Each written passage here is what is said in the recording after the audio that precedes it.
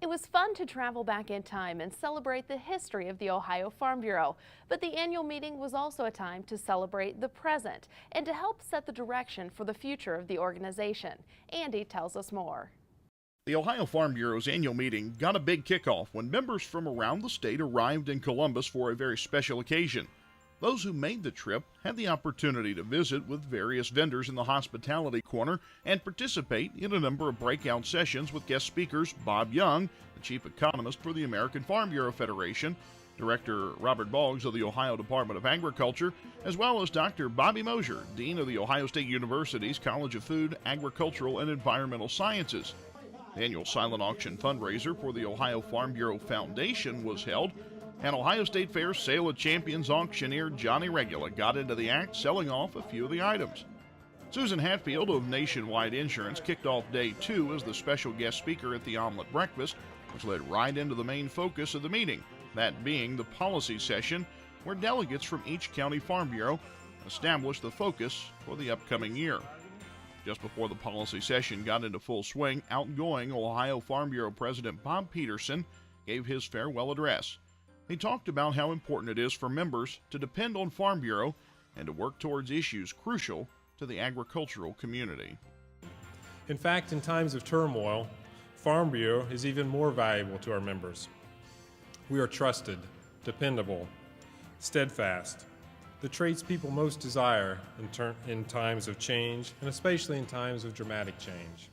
I am extremely grateful and thankful to all of you for allowing me to serve as your president for almost 5 years. Being president of the Ohio Farm Bureau is the best position in the world.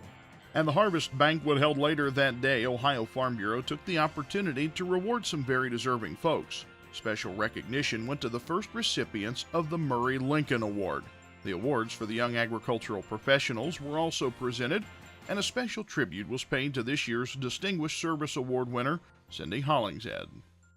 I was absolutely astonished at a board meeting to learn about this honor.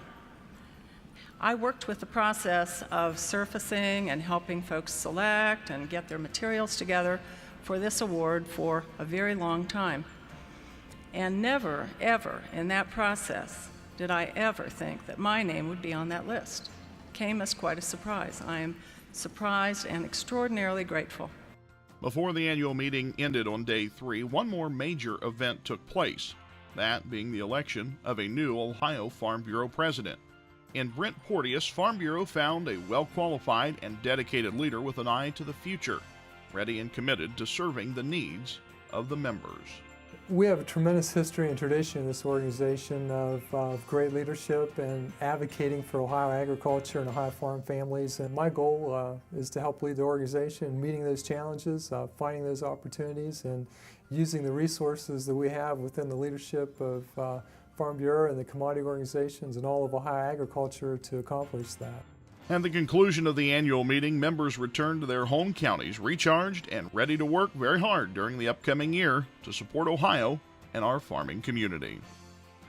Congratulations to all of this year's award winners and to President Brent Porteous. The agricultural industry has changed over the last 90 years. The methods used on today's livestock operations aren't the same as they were in 1919 or even 1989. Today's consumer wants to know more about where their food comes from, so it's important to share the truth about agricultural production practices. Lindsay tells us about a program designed to bring that message to Ohio's hometowns. Because of the distance between the farm and the dinner table these days, some people have misconceptions about how livestock is raised for food. Farmers do take care of their livestock, and they want you to know that. Well, I think what we're finding from farmers is that they are being asked questions about what they do in a way that makes them feel that the public maybe has lost some confidence in what's being done on farms. And farmers want a way to be able to talk about what they do so that consumers and the public can understand what that is. To help farmers to get the word out, Ohio Farm Bureau hosted a program through the Center for Food Integrity and sponsored by the United Soybean Board called Operation Hometown Outreach. This program trains farmers to be a voice for agriculture and to go out into their local communities and talk with civic organizations. The program embraces a broad range of farmers.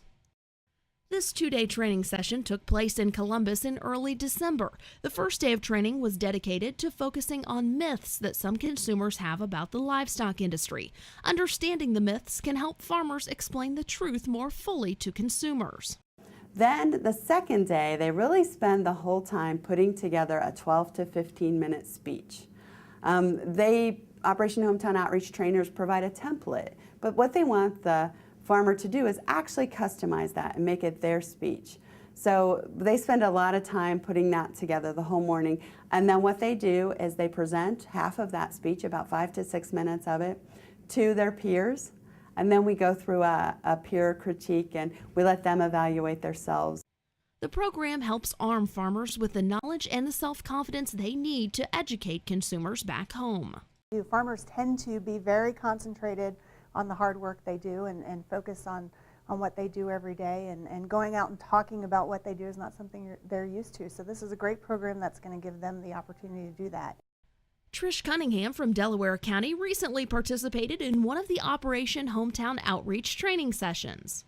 Being a young person involved and fortunate enough to be involved in production agriculture, I find it very important that we get out and tell our story.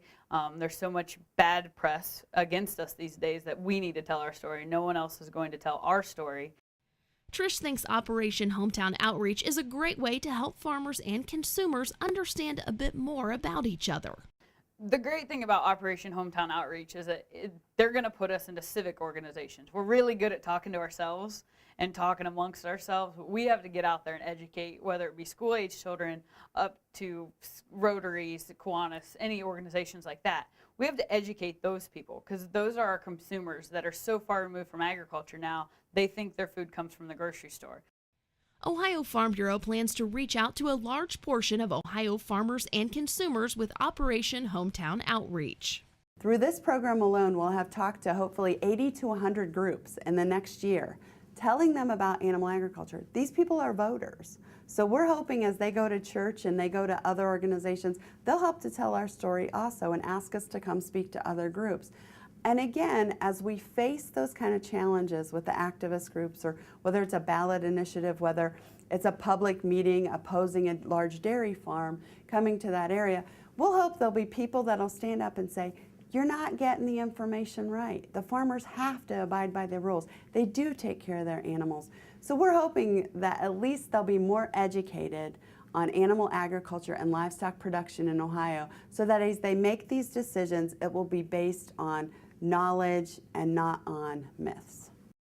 In the end, it's the farmers who have the stories to tell and the power to share them. This will help to bridge that link between farmers and consumers. Well, one of the things that we really focus on is for them to understand that they've really got a great story to tell. They're the ones who do it every day, and they need to be themselves and tell that message in a positive way, and we're working on helping them build that skill set to do that. Well, we're kind of blazing our own trail with this program here in Ohio. Hopefully it'll be good, and hopefully more young people will take part and be involved in future classes of it. To find out more about Operation Hometown Outreach, call your local county farm bureau or visit www.ofbf.org. Stay tuned for more of Farm Bureau's Ohio Farm and Country.